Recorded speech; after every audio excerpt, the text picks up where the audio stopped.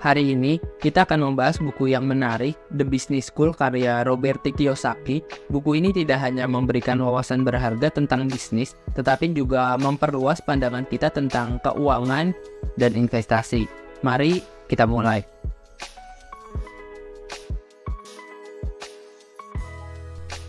Sang penulis menyoroti perbedaan antara pendidikan formal dan kewirausahaan. Dia menjelaskan bahwa pendidikan formal tidak selalu mempersiapkan kita untuk menjadi pemilik bisnis yang sukses. Dia mengajak kita untuk mempertimbangkan pendekatan kewirausahaan yang melibatkan pembelajaran melalui tindakan, resiko yang dikelola dengan baik, dan pemahaman mendalam tentang keuangan. Dalam buku ini, sang penulis menyoroti perbedaan mendasar antara pendidikan formal dan pendekatan kewirausahaan terhadap pembelajaran dan kesuksesan finansial. Nah, di sini ada beberapa poin penting terkait dengan hal ini. Yang pertama itu adalah pendidikan formal. Sang penulis mengkritik pendidikan formal karena fokusnya pada penguasaan keterampilan akademis seperti matematika dan bahasa, tetapi seringkali gagal dalam mengajarkan pengetahuan keuangan dasar yang praktis. Pendidikan formal biasanya mempersiapkan siswa untuk menjadi pegawai, bukan pemilik bisnis.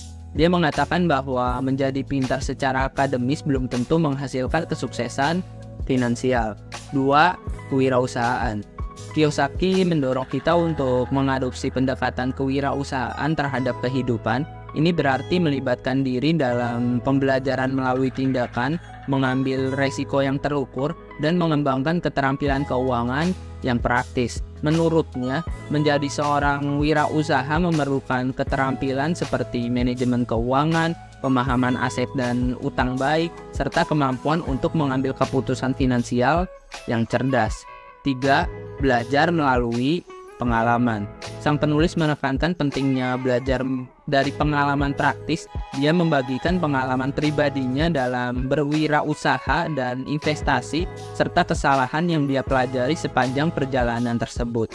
Dia mendorong kita untuk mencoba, gagal, dan belajar dari kesalahan. Karena itulah cara terbaik untuk tumbuh dalam hal keuangan dan bisnis. 4. Pendekatan holistik. Sang penulis mengajarkan kita bahwa untuk mencapai keberhasilan finansial sejati, kita perlu memiliki pemahaman yang luas tentang keuangan, bisnis, dan investasi daripada yang diajarkan oleh pendidikan formal. Ini mencakup pemahaman tentang bagaimana menghasilkan uang dan bagaimana uang bekerja untuk kita. Poin ini mengilustrasikan bagaimana sang penulis mendorong kita untuk memikirkan pendidikan dan karir finansial kita secara berbeda, dengan fokus pada pengembangan keterampilan kewirausahaan dan pemahaman keuangan praktis sebagai kunci menuju kesuksesan finansial yang sejati.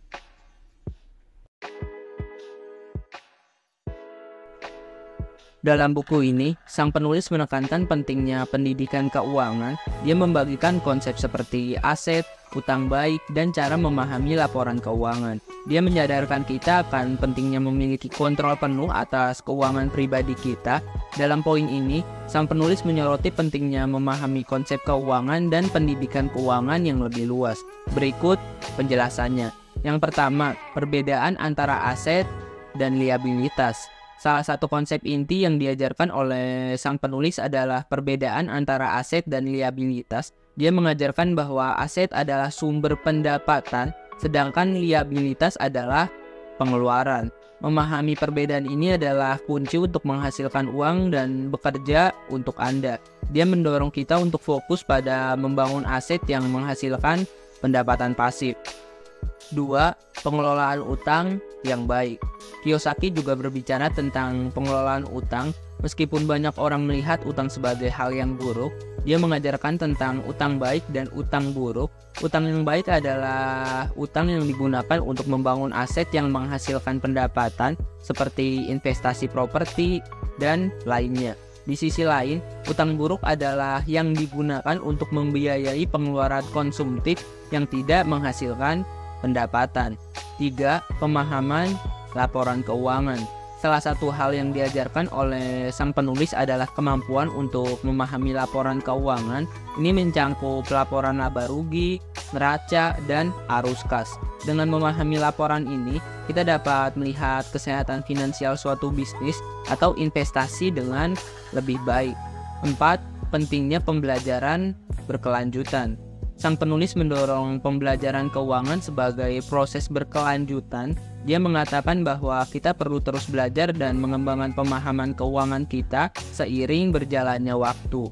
Ini termasuk membaca buku, mengikuti kursus, atau mencari mentor yang dapat membantu kita mengasah keterampilan keuangan kita. Poin kedua ini menyoroti pentingnya memiliki landasan pengetahuan keuangan yang kuat sebagai dasar untuk kesuksesan finansial. Dengan pemahaman yang lebih baik tentang konsep keuangan, kita dapat mengambil keputusan finansial yang lebih cerdas dan mengelola uang kita dengan lebih bijak.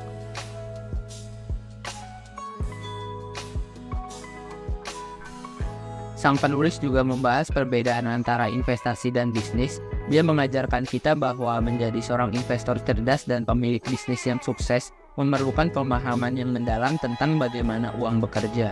Dia membagikan wawasan tentang cara mengidentifikasi peluang investasi yang baik dan bagaimana membangun bisnis yang menghasilkan uang. Nah, ada beberapa poin inti di bagian ketiga ini tentang investasi dan bisnis. Yang pertama, investasi versus spekulasi. Kiyosaki membedakan antara investasi dan spekulasi. Menurutnya, investasi adalah ketika Anda menanamkan uang Anda dalam aset yang memiliki nilai intrinsik dan penghasilan pendapatan yang pasif. Di sisi lain, spekulasi adalah ketika Anda hanya berharap agar nilai aset meningkat tanpa adanya pendapatan yang dihasilkan. 2. Keterampilan investasi. Sang penulis menyadari bahwa menjadi investor yang sukses memerlukan keterampilan khusus.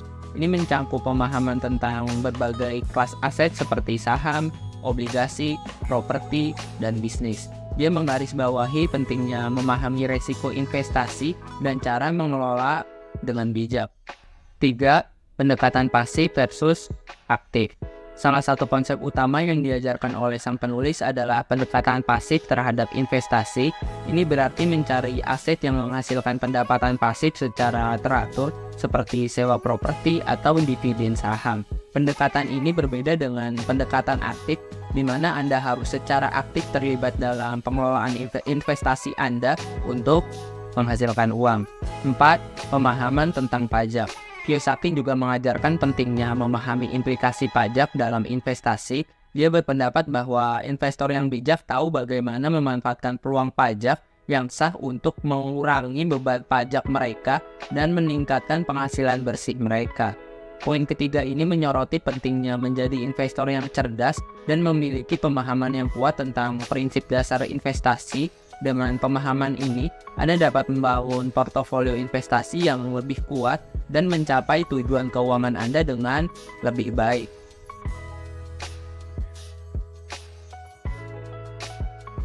Buku ini juga membantu kita memahami siklus keuangan dan mengapa pemahaman tentang ini penting. Kiyosaki menjelaskan tentang siklus ekonomi dan bagaimana kita dapat menggunakan pengetahuan ini untuk membuat keputusan keuangan yang lebih bijak. Nah, di sini ada beberapa poin utama ya tentang memahami siklus keuangan. Yang pertama, siklus keuangan. Kiyosaki menjelaskan bahwa ekonomi mengalami siklus yang terjadi dari periode booming, kemudian kemerosotan, dan setelah itu pemulihan.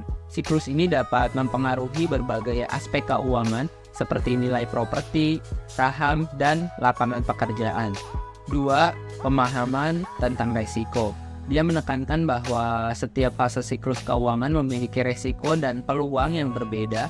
Pemahaman yang baik tentang siklus ini dapat membantu Anda mengidentifikasi resiko dan kesempatan yang muncul. Misalnya, selama resesi, harga properti mungkin turun yang bisa menjadi peluang bagi investor yang bijak. 3. Diversifikasi yang tepat. Sang penulis menggarisbawahi bahwa diversifikasi harus disesuaikan dengan fase siklus keuangan. Misalnya, selama fase booming, Anda mungkin ingin lebih fokus pada aset yang dapat menghasilkan keuntungan cepat, sementara selama resesi, fokus pada aset yang lebih stabil dan mendapatkan pendapatan yang pasif. 4. Pengelolaan utang. Dia juga membahas pentingnya mengelola utang Anda dengan bijak selama berbagai fase siklus keuangan. Selama booming, Pengelolaan utang yang cerdas dapat membantu Anda memanfaatkan peluang pertumbuhan, namun selama resesi, mengurangi utang dapat mengurangi resiko finansial. Pemahaman siklus keuangan adalah alat penting dalam mengambil keputusan keuangan yang bijak. Dengan mengenali fase siklus dan responnya dengan strategi yang sesuai, Anda dapat meningkatkan kesempatan keuangan Anda dan mengurangi resiko potensial. Itulah beberapa poin penting dari buku The Business School oleh Robert Kiyosaki. Buku ini memberikan wawasan berharga tentang kewirausahaan, pendidikan keuangan, investasi, dan siklus keuangan. Kami berharap Anda menemukan informasi yang bermanfaat di sini. Oh iya, ada beberapa kata menarik nih dari sang penulis untuk kita. Itu adalah: jangan tergila-gila oleh uang, bekerjalah untuk belajar.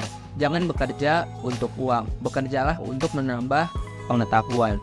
Saya Ahmad NH, terima kasih.